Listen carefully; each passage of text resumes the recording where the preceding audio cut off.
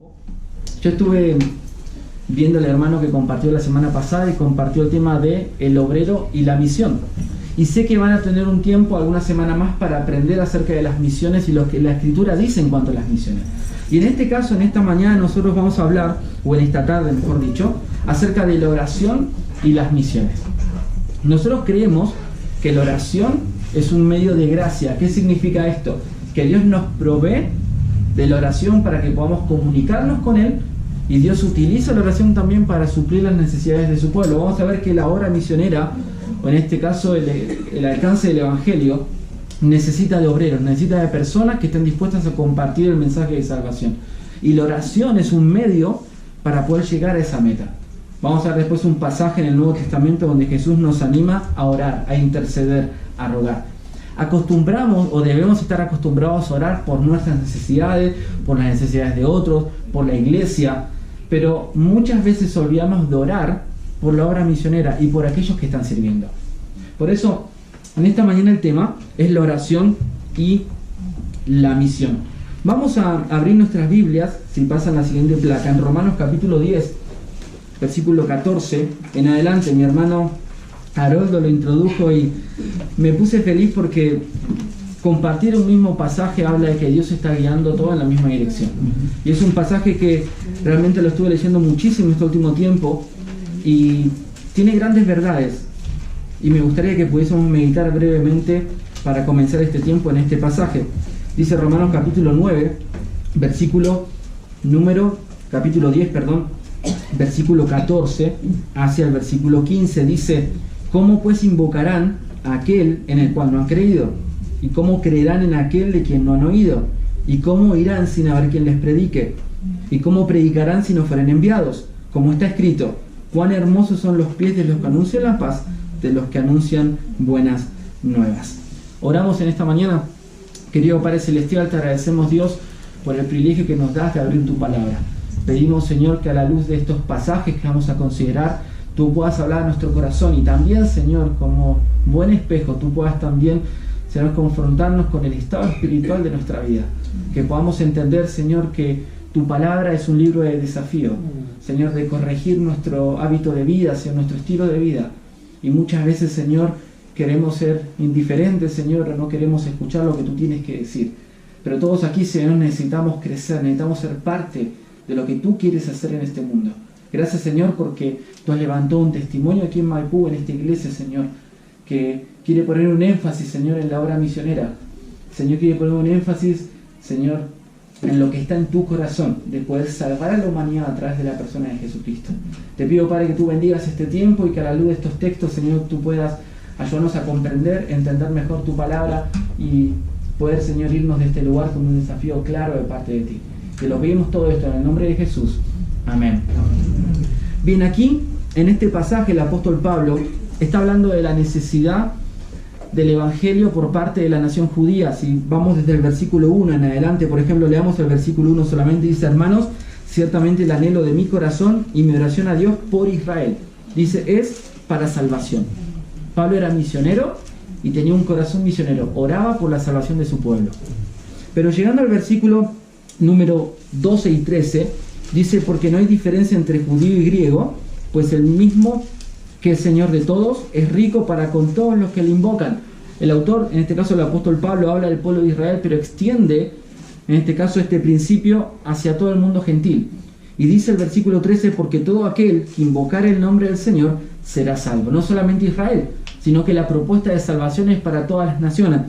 Y dice aquí, sí, nuestro texto, o nuestros dos versículos, dice: ¿cómo pues invocarán a aquel en el cual no han creído? ¿Y cómo creerán en aquel de quien no han oído? ¿Y cómo irán sin haber quien les predique? ¿Y cómo predicarán si no fueren enviados? Acá hay un razonamiento de Pablo, se llama en gramática concatenación. Es un argumento que está hilado por varios pensamientos uno atrás de otro. Y aquí el autor lo que está intentando hacer es demostrar que se necesita de personas que sean enviadas, que prediquen, para que otros crean y puedan invocar el nombre de Dios. Hay un proceso, hay ciertas etapas. Yo las cité aquí en el proceso. Si nosotros lo leemos del 15 para atrás, primeramente dice la Escritura que hay personas que tienen que ser enviadas. Estas personas enviadas tienen que predicar el Evangelio. ¿Para qué predicar el Evangelio? Porque hay personas que no conocen a Cristo y tienen que escuchar el mensaje. Los que escuchan el mensaje tienen la posibilidad de creer. Y nosotros quizás terminaríamos en nuestra teología que hemos recibido, quizás en la iglesia o quizás de otras personas, cerraríamos aquí, en este caso, la cadena de argumento. La persona tiene que creer. Pero Pablo da un elemento más en la cadena, y es el invocar, es el clamar por salvación. ¿Se acuerdan, por ejemplo, la historia de Jonás en la ciudad de Nínive? Que dice que el pueblo clamó fuertemente, dice que clamen fuertemente para que se convirtieran en su mal camino. Dice que Dios los escuchó y se arrepintió de lo que había hecho y les otorgó salvación. El hecho de invocar el nombre de Dios habla de clamar por salvación, de pedir ayuda. Esto se puede expresar ya sea por la oración o quizás por, de alguna manera, la intención de ser salvo y de decir, Señor, necesito que tú me ayudes. En la práctica uno lo puede quizás expresar a través de una oración. Esto quizás puede generar un poco de debate, de incomodidad, y es normal. Se ha abusado un poco de la oración y se le ha dado quizás una importancia que no tiene. Se ha hecho la oración como un medio de salvación. Eso no es así, pero tampoco hay que descartarla, no hay que menospreciarla. Muchos de nosotros, si es que no todos, hemos recibido la salvación a través de una oración, porque le hemos pedido a Dios con sinceridad que nos perdonara y nos diera vida eterna. Aquí el autor dice que los que creen deben invocar el nombre de Dios, deben clamar a Dios por salvación. Entonces, esta es la cadena de la evangelización: enviar, predicar, escuchar, creer e invocar. Pero uno pudiese agregar, y no quiero que me tilden aquí o me malinterpreten como hereje, pero uno pudiese agregar un elemento más. ¿Saben dónde lo agregaría? Antes de enviar. ¿Por qué? Yo agregaría una pregunta más. ¿Cómo pueden ser enviados si no se ora por ellos? Esto no es algo que está en este texto, pero sí es algo que enseñó Jesús. Quiero que me acompañen a Mateo capítulo 9, del versículo 36 al 38. Aquí vemos que Jesús permite a los discípulos ver la gran necesidad que había de pastorear espiritualmente a las multitudes. Personas que necesitaban ser salvas y necesitaban ser pastoreadas espiritualmente. Los discípulos perciben la necesidad y Jesús les deja un mandato. Dice, capítulo 9 de Mateo, versículo número 36 en adelante, dice: y al ver las multitudes, tuvo compasión de ellas, porque estaban desamparadas y dispersas como ovejas que no tienen pastor. Entonces dijo a sus discípulos: a la verdad la mies es mucha, mas los obreros pocos. Rogad pues al Señor de la mies que envíe obreros a su mies. Entonces pareciera que hay un elemento ahí que se pudiese agregar. Es la responsabilidad nuestra y es un mandato de parte de Dios orar por obreros. Vimos la semana pasada, lo vi en la grabación por Facebook del hermano Francisco, que él compartió que nosotros éramos los obreros, que era nuestra responsabilidad a través de la familia y de la familia a la iglesia alcanzar al mundo con el Evangelio, a nuestra comunidad, en nuestros trabajos, en nuestros hogares, pero también en los lugares donde nosotros vivimos cotidianamente.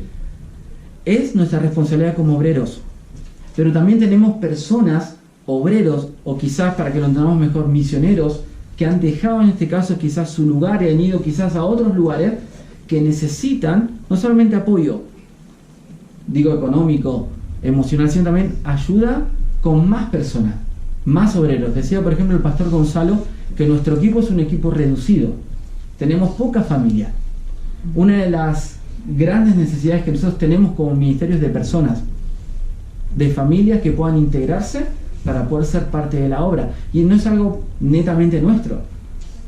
Yo creo que en cada lugar, si yo pregunto aquí al pastor Gonzalo, él también está orando por personas nuevas que estén comprometidas para trabajar y servir dentro de la obra de Dios. Por eso aquí, lo que Pablo decía en Romanos capítulo 10, uno puede entenderlo un poco mejor también a la luz de lo que Jesús enseñó.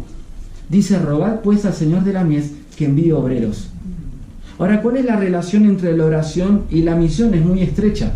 No solamente la oración en sí es un instrumento que Dios nos da para tener de su poder, para vivir la vida cristiana victoriosa, para también descubrir su voluntad, para poder disfrutar también de sus bendiciones. La obra misionera necesita de oración. Alguien ha dicho que la obra misionera se hace de 4 maneras: orando, ofrendando, yendo y enviando. Hablando de la iglesia local. También escuché la semana pasada que oraban por Angélica. Angélica es una hermana en Cristo que ha sido enviada, o que está también en ese proceso también de descubrir dónde Dios le quiere. Entonces, es una extensión de la iglesia aquí en otro lugar. Y es la responsabilidad de la iglesia local enviar hermanos. Es decir, encomendarlos para una misión específica de acuerdo al llamado de Dios. Ahora aquí lo que Jesús anima y exhorta y manda de alguna manera es que nosotros como pueblo de Dios tenemos que orar para que se levanten personas, para que Dios envíe personas nuevas al campo misionero. Dice el texto, capítulo 9:37, dice: a la verdad, la mies es mucha, la cosecha, hay que recoger el fruto. Dice: mas los obreros pocos. Algo muy interesante del texto es que corrige también algo que muchas veces entendemos mal. A veces tomamos como llamado personal o nuestro la necesidad en la obra. ¿Te ha pasado en algún momento ver una necesidad y pensar que Dios nos está llamando? Bueno, hay que tener mucho cuidado. Dice aquí el texto que hay necesidad, pero no todos son enviados. Necesitan un llamado de parte de Dios. La necesidad está. La necesidad misma no es un llamado. Tenemos que orar para que Dios envíe, para que Dios otorgue un llamado a una persona y le envíe hacia el trabajo en la obra. Y dice: rogar pues al Señor de la mies, al Señor de la obra o de la labor, que envíe obreros a ese lugar. Ahora, el hecho de orar o interceder por más personas, de acuerdo a la necesidad, primeramente no es algo de lo cual nosotros podamos escapar. Todos debemos orar en esta dirección. Es una oración no sencilla. A veces nos cuesta orar, ya de por sí, porque nos cuesta ser disciplinados. No sé cómo está tu vida de oración, pero hay ciertas oraciones con las cuales luchamos, y esta puede ser una. ¿Sabes por qué?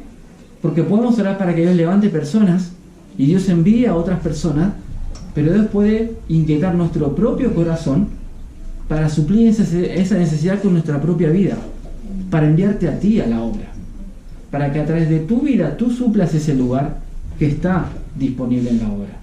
Incluso esto es lo que pasa si uno lee el capítulo 10, versículo 1, vamos a leer hacia el versículo 5, dice: entonces, llamando a sus 12 discípulos, les dio autoridad sobre los espíritus inmundos para que los echasen fuera y para sanar toda enfermedad y toda dolencia. Los nombres de los 12 apóstoles son estos: primero Simón, llamado Pedro, y Andrés su hermano, Jacobo hijo de Zebedeo y Juan su hermano, Felipe, Bartolomé, Tomás, Mateo el publicano, Jacobo hijo de Alfeo, Lebeo por sobrenombre Tadeo, Simón el cananista y Judas Iscariote, el que también le entregó. A estos 12 envió Jesús y les dio instrucciones diciendo. Es decir, Jesús les recuerda o les enseña que ellos debían orar por más obreros, porque había muchísima necesidad y se veía en las multitudes. Necesitaban personas preparadas para trabajar espiritualmente en otras. Y frente a este llamado, a este desafío, Jesús los toma a estos 12 y los envía. Es decir, que hay una cierta posibilidad, no siempre es así, que Dios ocupe el lugar que se necesita con cada uno de nosotros. Por eso a veces no queremos orar de esta manera. Te digo en lo personal, hay una necesidad en un cierto lugar, no quiero dar mucho detalle, y se compartió en nuestra iglesia. Se compartió como una necesidad de personas. Y nosotros oramos. Y yo teniendo en mente esto ya en todo este tiempo, y digo: Señor, yo no quiero orar por esto si es que yo no estoy dispuesto. No puedo orar por orar. No puedo orar simplemente porque está en la reunión de oración y lo comparten en los motivos. Si hay una necesidad, hay que pedir, hay que orar, y hay que estar dispuesto a pagar el precio. La pregunta es: ¿estás dispuesto a orar pensando que Dios te puede enviar a ti? Con todo lo que eso implica. Dios no te va a enviar desprovisto de herramientas o de recursos. Dios te va a preparar. Pero a veces hay cierta resistencia al llamado de Dios. Y es algo con lo cual todos luchamos aquí.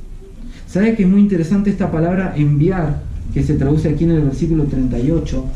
Es la misma expresión que usa el versículo 10, cuando dice que los echasen fuera. Sacar afuera, empujar. Un comentarista decía que el mismo poder que se necesita de parte de Dios para sacar un demonio afuera, ese es el mismo poder que a veces Dios necesita para sacar a un hombre de su comodidad y sacarlo a la obra. Porque resistimos el llamado de Dios. Todos tenemos que ser parte, como dije, orando, ofrendando, yendo si Dios así lo quiere, y también enviando si somos parte de la iglesia local. Pero ninguno puede lavarse las manos como en su momento hizo Poncio Pilato y decir, no, yo no tengo parte en esto. Por eso es bueno que tengamos estas instancias para que tú veas cuál es mi lugar dentro de la obra de Dios. No es si tengo un lugar, el lugar ya está. Lo que hay que descubrir, bueno, ¿cuál es mi lugar? ¿Cómo puedo ser parte? Y todos aquí sabemos cómo ser parte, y si no sabes vas a ir aprendiendo. Pero vemos que Dios, pasemos a la siguiente placa, Dios quiere que su pueblo ore. Sin embargo, hablando de esta cadena, lo que decía a continuación, para iniciar esta cadena de salvación, Dios estableció que su pueblo ore. Vimos en Mateo 9, capítulo 9, 36 y 38. Ahora, ¿qué ejemplo tenemos de esta relación? Es decir, entre la oración y la misión. Es decir, de orar para que Dios responda enviando personas. Bueno, tenemos varios ejemplos a la luz del Antiguo y Nuevo Testamento.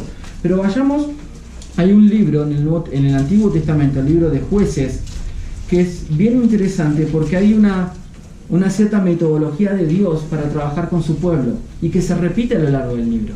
Yo voy a tomar solamente un ejemplo, hay varios dentro del libro, pero si te tomas el tiempo de leer este libro con detenimiento, te vas a dar cuenta que hay un patrón que se repite. El pueblo se aleja de Dios, pega contra Dios, Dios envía, en este caso, pueblos que los dominen, que los esclavicen, el pueblo clama a Dios en arrepentimiento y por ayuda, y Dios responde con personas, con libertadores. Este es un ciclo que se repite vez tras vez. Estamos ahí en Jueces capítulo 3, versículo 7, dice: hicieron pues los hijos de Israel lo malo ante los ojos de Jehová, y olvidaron a Jehová su Dios, y sirvieron a los Baales y a las imágenes de acera. Y la ira de Jehová se encendió contra Israel y los vendió en manos de Cusán-Risataim, rey de Mesopotamia. Y sirvieron los hijos de Israel a Cusán-Risataim 8 años. Entonces clamaron los hijos de Israel a Jehová, y Jehová levantó un libertador a los hijos de Israel y los libró. Esto es a Otoniel, hijo de Cenaz, hermano menor de Caleb. Aquí vemos de que el pueblo necesitaba a un líder espiritual que los guiara en la batalla, pero también que los guiara espiritualmente. Y Dios tuvo que permitir la aflicción y de alguna también la disciplina por parte de su pecado para que el pueblo reconociera su falta y clamara a Dios por ayuda. Y Dios muchas veces tiene que hacernos pasar por situaciones críticas o drásticas en nuestra vida para que podamos clamar a Él. Ahora, Dios puede enviar personas y Dios lo va a hacer, pero Dios ha colocado el medio de la oración para llevarlo a cabo. Volviendo a lo que decía Jesús en Mateo 9, 36 al 38, Spurgeon en una predicación en torno a ese pasaje dijo: algunos podrían pensar que Dios puede usar tanto a muchos como a pocos. Entonces, si la mies es mucha y los obreros pocos, Dios va a usar esos pocos para llevar adelante su obra. A veces es así. Pero Jesús no es que estaba dudando del poder de Dios. Dios estableció a sus siervos, a sus obreros, para llevar a cabo la tarea. Es decir, Dios requiere de personas. Dios lo puede hacer con pocos, evidentemente. Tenemos muchas historias que justifican esa afirmación. Pero Dios, a pesar de que pueda hacer las cosas sin nosotros, quiere que nosotros cooperemos con Él, que cooperemos con la verdad. Por eso aquí Dios utilizó esta situación drástica para mover al pueblo a orar. Y creo que necesitamos nosotros ser movidos con más frecuencia a la oración. Y no solamente en el contexto de nuestra reunión de oración, o de oración, por ejemplo, los martes a las 9 de la noche, que de paso lo digo, es una instancia espectacular. Es la única iglesia que conozco aquí o incluso en mi país, en Argentina, que tiene una reunión de oración puntual con misiones o con la iglesia perseguida. No sé cuántos no están. Gracias a Dios que no sé acá quién asiste o quién no. Pero deberíamos estar todos. Deberías estar. Deberías darle prioridad a ese tipo de reunión. Porque es lo que vamos a enfatizar en este tiempo. Pero yendo del Antiguo Testamento, vamos a un ejemplo un poco más puntual. Vayamos a Hechos capítulo 10. Y vamos a ver también una historia en el Nuevo Testamento que también es bien peculiar. Hay que tomarse el tiempo también para leerla con detenimiento. También tener cuidado a veces con algunas interpretaciones. Pero creo que es un pasaje también que tiene mucha riqueza. Y vamos a hablar de la historia de este hombre que se llamaba Cornelio. Dice Hechos capítulo 10, versículo 1, dice: había en Cesarea un hombre llamado Cornelio, centurión de la compañía llamada la Italiana, piadoso y temeroso de Dios con toda su casa, y que hacía muchas limosnas al pueblo, y oraba a Dios siempre. Este vio claramente en una visión, como la hora novena del día, que un ángel de Dios entraba donde él estaba y le decía: Cornelio. Él mirándole fijamente atemorizado dijo: ¿qué es, Señor? Y le dijo: tus oraciones y tus limosnas han subido para memoria delante de Dios. Envía pues ahora hombres a Jope y haz venir a Simón, el que tiene por sobrenombre Pedro. Hasta ahí. Si quizás conoces la historia, después pasa un tiempo y Pedro, como respuesta a esta visión, dice que va a la casa de Cornelio y predica el Evangelio. Y aquí se abre la puerta a los gentiles. Ahora, ¿cómo comienza aquí, si bien dentro del plan profético de Dios estaba que tanto judíos como gentiles sean salvos? ¿Cómo puede ser que Dios en este momento, después de varios años después del nacimiento de la iglesia, formara también a la iglesia con personas gentiles? Fue en respuesta, en parte, a un hombre. Este hombre oraba a Dios con fidelidad y Dios le envió una persona. Nosotros tenemos muchos ejemplos actuales o quizás más contemporáneos, donde hay lugares donde el Evangelio no ha todavía ingresado, no se ha introducido en alguna cultura. Veíamos también, por ejemplo, que hay lugares donde la Biblia no está traducida. ¿Cómo puede ser que el Evangelio llegue a un lugar como ese? En respuesta a las personas que tienen el deseo de aprender o de conocer a Dios. Y hay muchísimas historias de personas o de culturas que de alguna manera han tenido el deseo, han visto, por ejemplo, a través de la creación, el testimonio de la deidad o de Dios, y que han recibido la visita de un mensajero o de un misionero con el Evangelio. Y el Evangelio entra a una cultura y se comienza a expandir. Es decir, que no debemos subestimar o menospreciar el valor de la oración. Es decir, Dios puede obrar cuando su pueblo ora, y evidentemente lo hace. Entonces, en este caso, en este contexto, que si bien hay que tener cuidado porque la iglesia también estaba en formación, Dios utilizó la oración de un hombre para abrir el Evangelio a los gentiles. Por lo tanto, Dios envía obreros o envía personas a la obra en gran medida cuando su pueblo ora. Ahora hay que estar dispuesto a orar de esa manera. Te pregunto, ¿estás dispuesto a orar así? ¿Estás dispuesto, como cantábamos, a entregar todo? Porque no es solamente cantarlo, es vivirlo. Y aquí nadie puede levantar la mano para tirar de la piedra de al lado. Todos aquí creo que tenemos áreas de nuestra vida que tenemos que entregar constantemente. Esta es una. Nuestra vida, nuestro tiempo, nuestro dinero, nuestros talentos, nuestros bienes, nuestra esposa, nuestros hijos, no son nuestros, son de Dios. Él es el Señor de la obra. Él es el Señor de nuestras vidas. Y si Él así lo requiere, no podemos decir como Pedro: Señor, no. Qué contradicción de términos, ¿no? Señor, no. Si es Señor, es sí. Y si es no, no es Señor.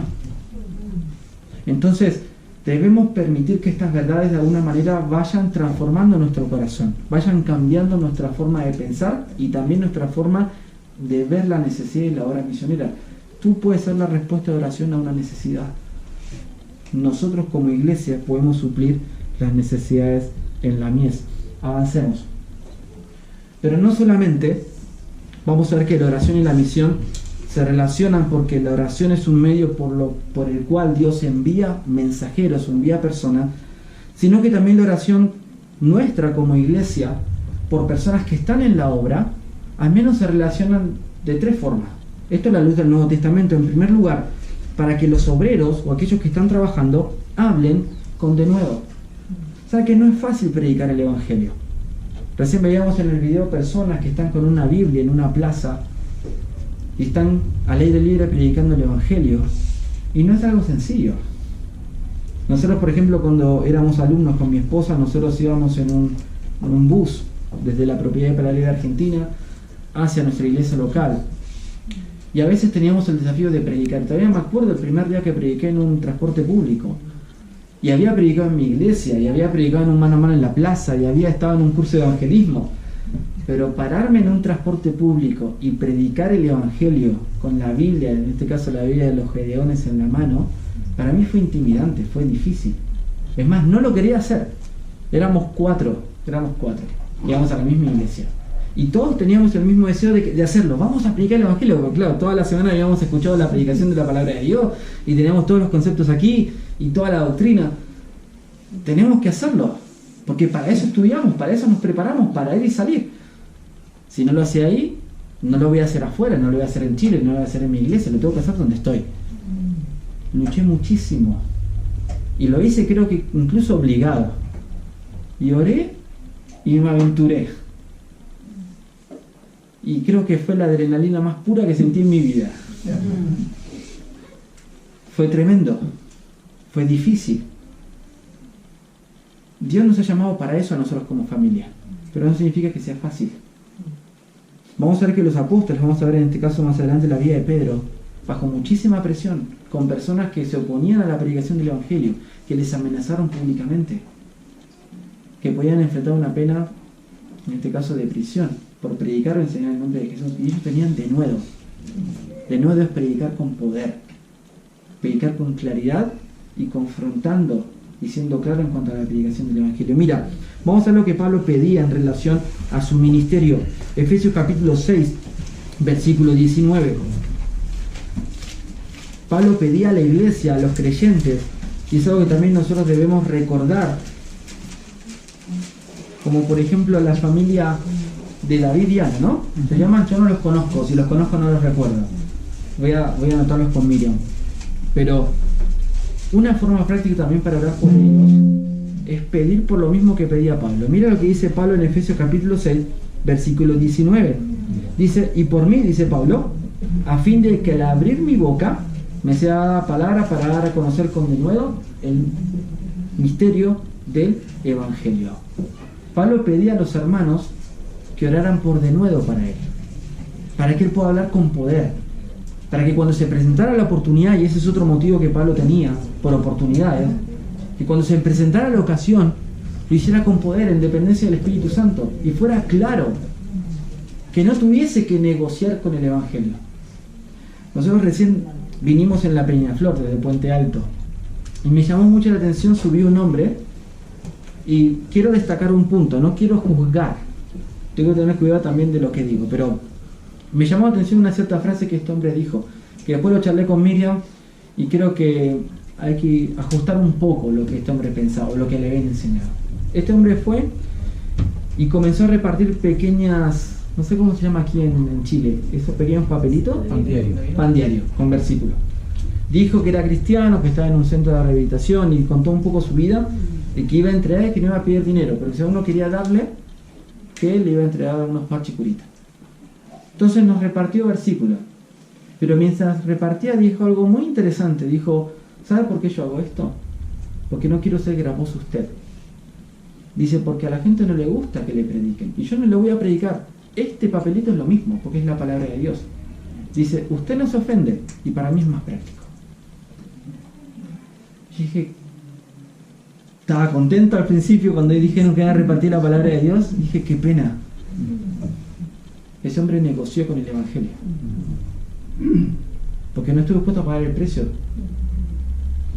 Nosotros tenemos que predicar. No predicamos para ofender. Nadie debería predicar para ofender, pero a veces predicamos y las personas se ofenden, y ese es uno de los costos de predicar el Evangelio o de predicar la palabra de Dios. Hablar con denuedo es ser claro. Sos pecador, vas al infierno por tu pecado, y la obra de Cristo suple esa necesidad espiritual. Predicar lo mismo que Pablo predicaba y que los apóstoles también proclamaban. Miren el caso de Pedro. Si vamos a Hechos capítulo 4, versículo 5 al 13, vamos a ver que Pedro está en una situación bien difícil. Y si bien son contextos distintos, creo que a veces la cultura en la cual vivimos también es muy reacia al Evangelio. Y es difícil también a veces predicar de Cristo, por la ideología actual, por a veces el odio que hay hacia la cultura cristiana o hacia los principios cristianos, y no siempre es fácil predicar abiertamente con convicción. Bueno, los misioneros, aquellos que trabajan en la obra, o mismo nosotros, debemos orar por otros para que eso no se pierda, para que las personas puedan predicar el Evangelio con poder, con denuedo. Mira lo que pasó aquí en Hechos capítulo 4, versículo 5, dice, aconteció al día siguiente que se reunieron en Jerusalén los gobernantes, los ancianos y los escribas. Leamos del versículo 1, dice, hablando ellos al pueblo, vinieron sobre ellos los sacerdotes con el jefe de la guardia del templo y los saduceos, resentidos de que enseñasen al pueblo y anunciasen en Jesús la resurrección entre los muertos, y les echaron mano y los pusieron en la cárcel hasta el día siguiente, porque era ya tarde.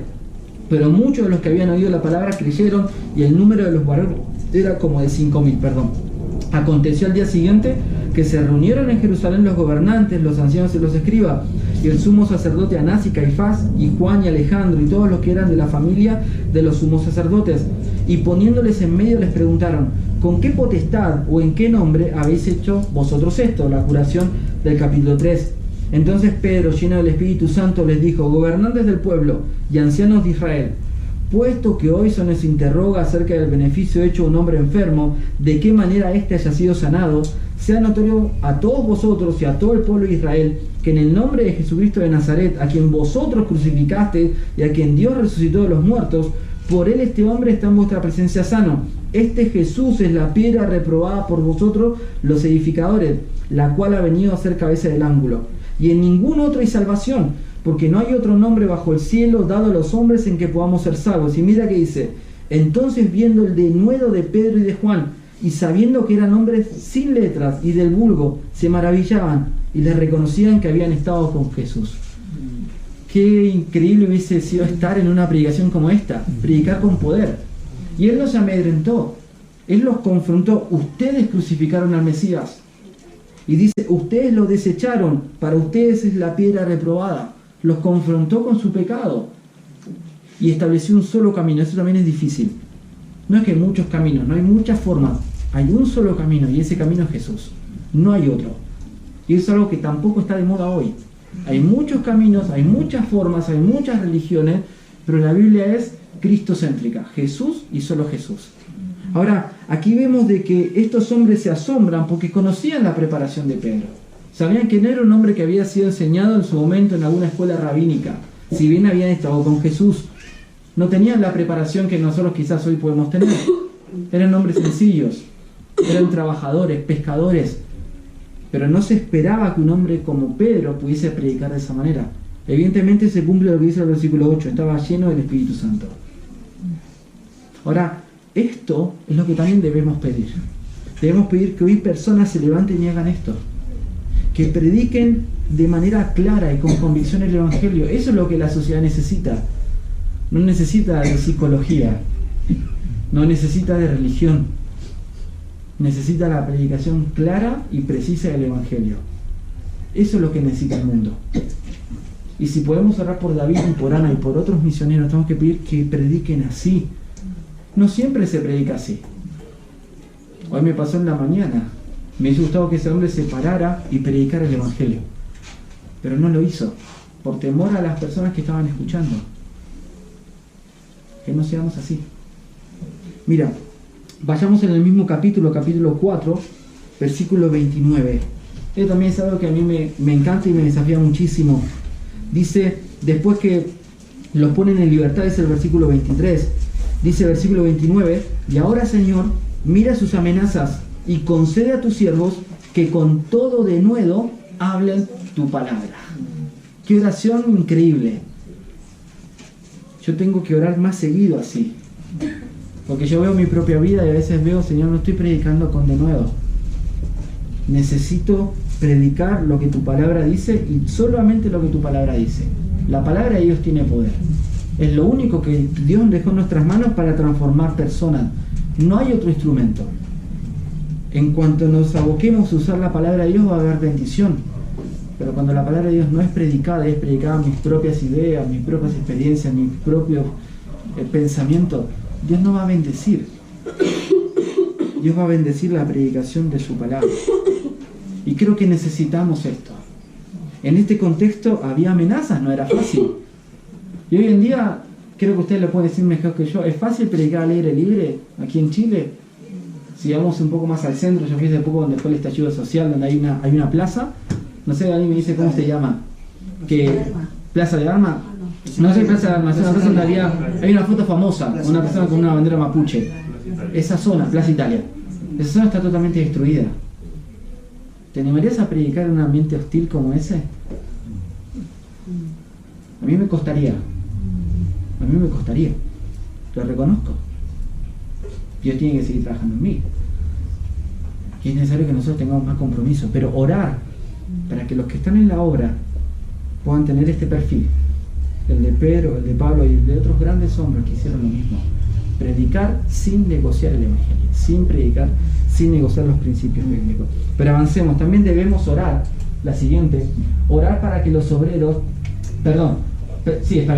orar para que los obreros tengan oportunidades. Creo que mi compu se va a quedar sin batería, así que si se apaga ahí disculpen por la falla, es una responsabilidad mía. Pero no solamente para que puedan orar con denuedo, sino para que los obreros o los que trabajan en la obra puedan tener oportunidades, para que Dios abra puertas. Mira lo que pedía Pablo también en Colosenses capítulo 4, versículos de 2 al 4. Pablo pedía a la iglesia, a los creyentes, que pidieran a Dios para que Él tenga oportunidad. Dice capítulo 4, versículo 2, dice, perseverad en la oración, velando en ella con acción de gracias. Dice, orando también al mismo tiempo por nosotros, para que el Señor nos abra puerta para la palabra, a fin de dar a conocer el misterio de Cristo, por el cual también estoy preso. Aquí también habla también en parte del denuedo, versículo 4, para que lo manifieste como debo hablar. Hay un ministerio en sí, palabra de vida, pero en Bolivia. No sé si alguno ha tenido la oportunidad de conocer un poco el ministerio de nuestro ministerio, pero en Bolivia. Y el ministerio es de una manera distinto. Dios ha abierto puertas que quizás con nosotros no ha abierto. Uno puede ver videos del ministerio donde todo el equipo está predicando al ejército, con un montón de soldados, en colegios abiertos con un montón de alumnos. Y son oportunidades espectaculares, donde las personas que están sirviendo, por ejemplo, en el ejército, pueden escuchar el Evangelio con claridad. Y nosotros también como ministerio oramos, se ora por ir a otros lugares, se ora para que Dios pueda abrir puertas en lugares quizás donde es difícil predicar o donde quizás no hay mucho contacto.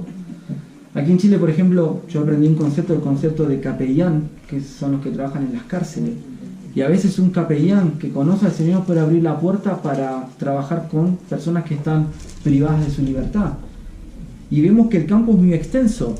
Y Pablo lo que tenía en su corazón es predicar a la mayor cantidad de personas. Y a veces no se puede porque las puertas no están abiertas. Y Dios permite situaciones y da contactos a veces para poder abrir puertas. Pero muchas veces, y si es que no todas, de alguna manera lo hace Él mismo. Y la oración nuestra a favor de la obra misionera también es en esta dirección, así como Pablo pedía, para que David, por ejemplo, y Ana una vez más, tengan puertas abiertas para predicar el Evangelio.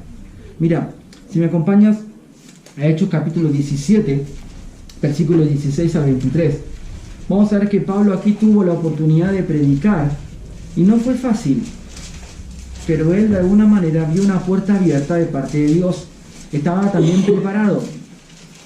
Y vemos que aún en los lugares más hostiles, a veces, Dios puede abrir una puerta para que una persona pueda hablar con denuedo. Dice Hechos 17, versículo 16, dice, mientras Pablo los esperaba en Atenas, su espíritu se enardecía viendo la ciudad entregada a la idolatría. Así que discutía en la sinagoga con los judíos y piadosos y en la plaza cada día con los que concurrían. Y algunos filósofos de los epicureos y de los estoicos disputaban con él.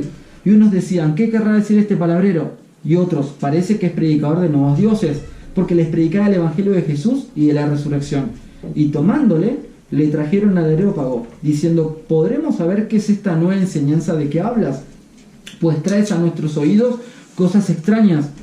Queremos pues saber qué quiere decir esto, porque todos los atenienses y los extranjeros residentes allí, en ninguna otra cosa se interesaban sino en decir o en oír algo nuevo.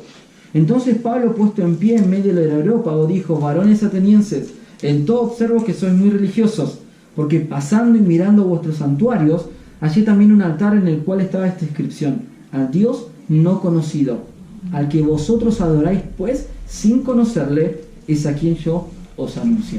Y podemos leer la historia y quizás la has leído antes, pero es increíble, porque él estaba dentro de un, vamos a decirlo así, un centro de idolatría y de paganismo, donde había muchísimos dioses. Y uno podría pensar cómo se le ocurrió a Pablo unir lo que él veía con la predicación del Evangelio, cómo eso le dio un puntapié inicial para hablar acerca de Dios y de la salvación.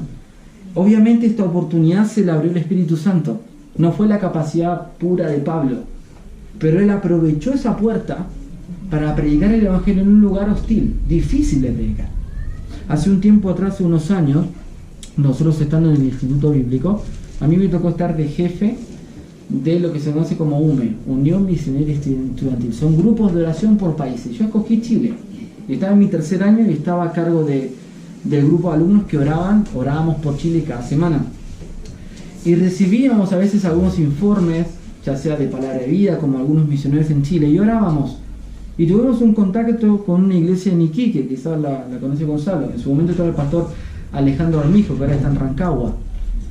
Y haciendo contacto con él y compartiendo acerca de la obra allá, nosotros tuvimos el desafío de ir a Iquique a compartir el Evangelio. Hicimos evangelismo puerta a puerta, trabajamos en la iglesia con niños, con jóvenes, también con la iglesia en sí, pero llegamos a una fiesta bien especial, en una fecha especial, que era una celebración de la fiesta de la Tirana, que yo lo había visto solamente por internet, lo había visto. Y cuando yo vi lo que sucedía, no me quiero poner de ejemplo, pero de alguna manera sentí un poco lo que Pablo sentía, donde dice aquí, que su espíritu se enardecía viendo la ciudad entregada a la idolatría. Realmente me molestó y me dio pena a la vez ver tanta gente perdida en la idolatría y en el paganismo. Y yo compartí con los chicos, digo, vamos a orar para poder ir ahí.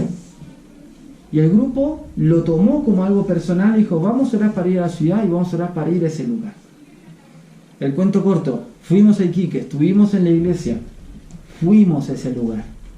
Fuimos y vimos lo que sucedía. Estaba en los días previos a la preparación, había mucha gente reunida. Era como una plaza muy grande, había una iglesia católica inmensa. Y muchísima gente vendiendo cosas y con ciertas cosas bien peculiares. Nosotros teníamos todo el deseo de predicar, pero eventualmente la iglesia nos dijo que no. Me preguntan a mí si fue lo mejor o no fue lo mejor. No lo sé, no lo puedo decir. El pastor nos quiso cuidar y quizás tendrá sus razones y lo entiendo, pero teníamos el deseo de ir a un lugar así y predicar. Claro, nos quiso cuidar, claro, porque una vez más es un lugar hostil. ¿Qué hubiese pasado si hubiésemos quizás sido apedreados? Quizás nos hubiesen expulsado y nosotros tenemos que volver a Argentina como alumnos. Y la iglesia estaba a cargo nuestra. Es una decisión difícil. Pregúntale a Gonzalo. Gonzalo quizás hubiese hecho lo mismo. Quizás si yo fuera pastor haría lo mismo, no lo sé. Pero, ¿por qué te digo esto?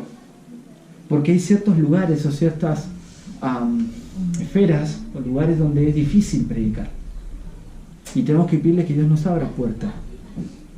Y Dios nos puede usar a nosotros. Y a veces pensamos en lugares, yo te comparto un lugar como este, pero a veces un lugar hostil puede ser tu propio trabajo. Un lugar hostil puede ser tu propia familia. Yo tuve una familia hostil. Para mí abrir la Biblia en mi casa era un motivo de contienda. Y se cumplía lo que Jesús dijo en un momento, que Él no había venido a traer paz, había venido a traer la espada, a poner el padre contra la madre. ¿Se acuerdan de ese contexto? Y de alguna manera eso se aplica en parte a mi familia, porque fue motivo de conflicto, en este caso abrir la palabra de Dios. Espero que tu hogar no sea así, pero si es así, tienes algún familiar inconverso, tenés que orar para que Dios abra puertas.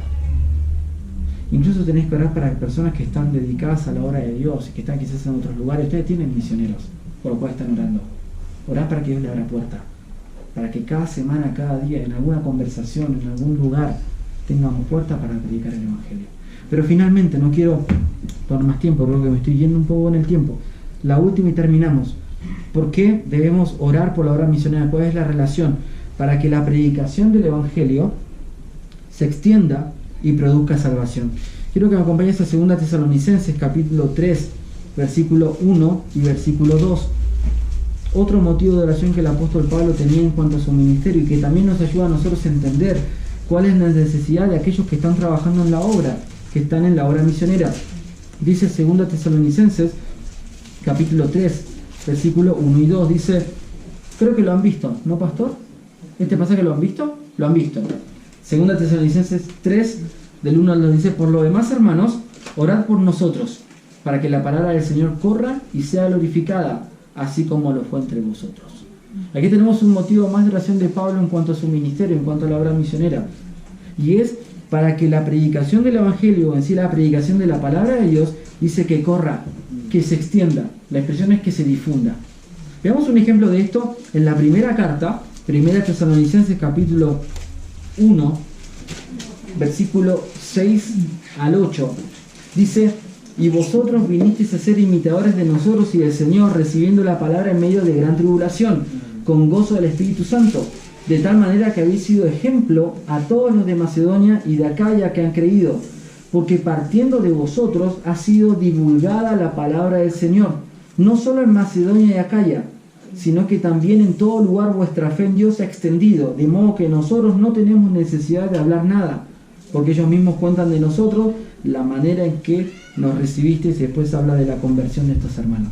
Se ve que aquí la expresión dice, partiendo de vosotros ha sido divulgada, hablando de la palabra de Dios, es la palabra para eco. ¿Te ha pasado en algún momento estar en algún lugar y hablar y que tu voz se expande y se escucha el eco? Pues esa es la expresión de Pablo aquí. Es decir, que nuestra predicación tiene que expandirse. Nuestro testimonio de nuestra fe tiene que expandirse o divulgarse, ya sea en nuestros círculos más cercanos, pero también en los círculos quizás más lejanos y hasta lo último de la tierra. Es decir, que aquí Pablo lo que pide es que la predicación o la palabra de Dios sea conocida por la mayor cantidad de personas. Y esto también tiene que ser un motivo de oración.